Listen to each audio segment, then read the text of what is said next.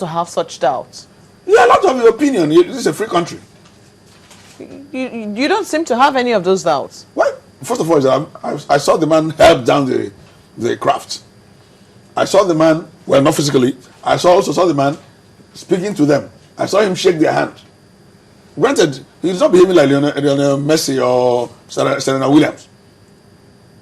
But, because he's been in an accident. But to not tell me he can't govern because I believe he cannot. Get the people that should do it to do it. That's what I'm saying. Why are we... Look, when I leave you now, I'm driving straight to my office. So why do I have to go to Onitsha first to now come back to Lagos and go to Lekki? When I can easily just get out there and turn left and go to Lekki. That's what I'm saying. So why are they causing trouble? It's not necessary. They're creating room for all of them to even lose out. Because I'm seeing section 190 now. It says, whenever the governor transmits to the Speaker of the House of Assembly a written declaration that he is proceeding, okay, this is on vacation, or that he is otherwise unable to discharge the functions of his office until he transmits to the Speaker of the House of Assembly a written declaration to the contrary, such functions shall be discharged by the deputy or as acting governor. Okay, now this was when he becomes acting governor, but some then say, which is the point that we seem to be dwelling on now, that he's written, but they say, no, you're not the one that wrote it. Because I remember asking that question yesterday to the lawyer. I said, look, if the Speaker said, look, he's not the one that wrote it, he has to be the one that wrote that letter. So is it still the same thing you're saying that, look, well, how do you know what the one? That's my question still remains. How does the Speaker now know? Is he now an expert? There's a name they call it. Whatever. To now tell us that that thing I'm looking at was not written by Governor Suntai. So even if the Speaker was there and he saw that somebody wrote it and somebody else signed it, he cannot say, nope, the governor didn't sign this letter. That would have been now be a first-hand experience. I was there when Mr. A wrote and signed. But it was in his office and they gave it to him. No, but if and he's saying that this letter, the man I saw yesterday couldn't have written this letter. That's what he's saying. Not that I was there when Mr. I don't know their names, whoever wrote it and signed. He's saying, yes, I got this letter, but this letter definitely couldn't have been written by this social man who I'm sure is not well. What if he was told authoritatively that the governor didn't sign this letter? By who? If you know these politicians, you would have told me now the chief medical director, governor's physician has told me governor didn't sign this letter. In fact, he cannot sign it. In fact, he's almost dead. That's how Nigerian politicians work.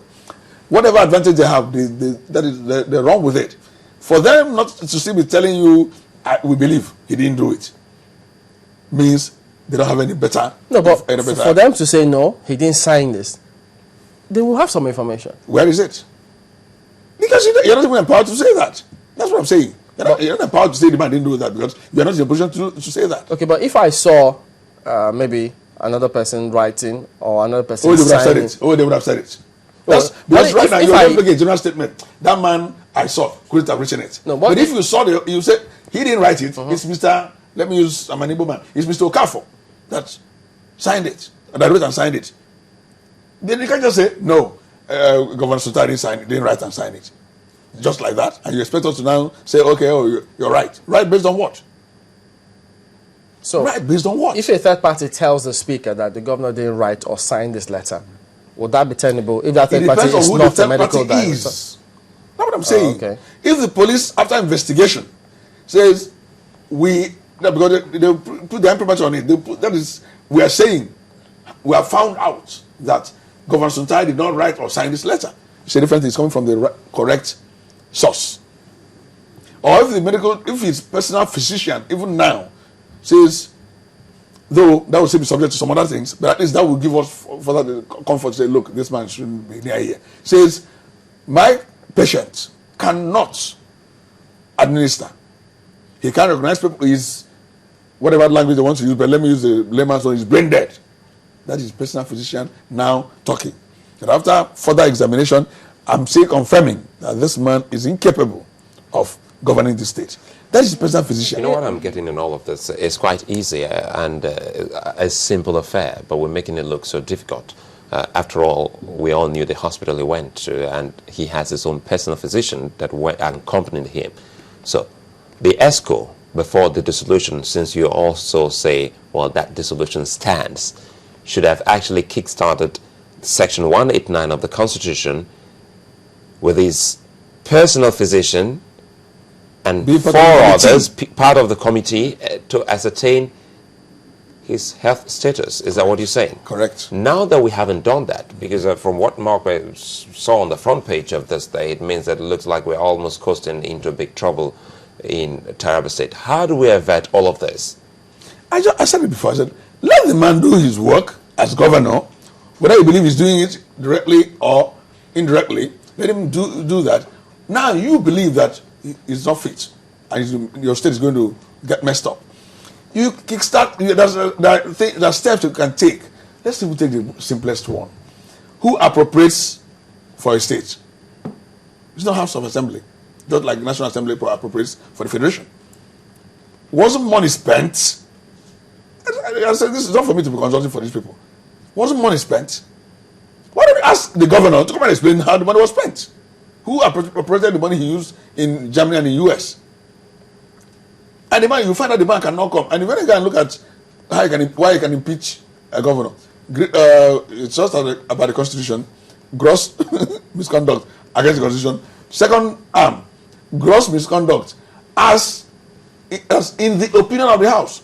So, Speaker can call the governor, and he doesn't take the call. He tells you, look at the way we are being insulted. The House will determine that within themselves that this is a gross misconduct and get the man thrown out. So why are they creating this problem? Unless there's something else they want to achieve. I have a question from Emmanuel Njoko, who is a lawyer. He says to ask, does it now mean that any letter that comes out from the governor's office with his signature on it is simply authentic and must be accepted and acted upon, even when there are glaring signs that a fraud has been perpetrated in producing the same letter? I am surprised the lawyer said this. Even when it's glaring that fraud. You know what that means? So it's already established as fraud. Please, where have we established in this case that there's fraud? That's what I'm saying. Why won't this just go on and let the police and pass this letter, that particular letter, not even a photocopy of it, pass it on to the police. This is Speaker of the House. He can call the Commissioner of Police, or he can even call the IG. See our problem. And I'm sure you even know now, you IG. Please help us find out this. If it's authentic, what is our problem? We elected him anyway. We'll continue with him. But if it's not, then we disregard it and put back. And then you shouldn't even now find out who perpetrated this. Then it will be fraud. So you can now arrest the person who obviously not the governor, who has been it anyway. So you can now arrest the person who perpetrated it. So I'm surprised the lawyer used such language. Do you see any similarities between this incident and that of late President Umaru Musa Yar'Adua? First of all, when we were all speculating, we were told one aircraft parked beside the bushes and that ambulance went there and took somebody from it. So nobody saw the president. Some fat-bellied pastors went and said they saw him and that he told them they came out and told us some stories. This one, like I said, we saw this man being helped. I didn't say he walked on his own. So obviously, but don't forget a former president of the United States governed the United States from a wheelchair. So he was helped down the stairs of the aircraft. He had addressed them. At least we saw it. They didn't say it's his look-alike. He addressed the state, even if it was for 1 second. He welcomed visitors. He shook their hands. He smiled. Because formerly we were hearing that he even didn't smile. He didn't raise his hand. He shook their hand. He smiled. He greeted them, whatever it is, whatever language he used. So it is not exactly the same thing. However, realistically, if we want to, like Nigerians, we know that behind all this, both from A and B side, that's why I told you who will pay the man's bills if he's not there. The other people also are not doing that for Taraba State. It's all about power and money that they can put in their pockets. That is why that's why they don't want to follow the due process themselves.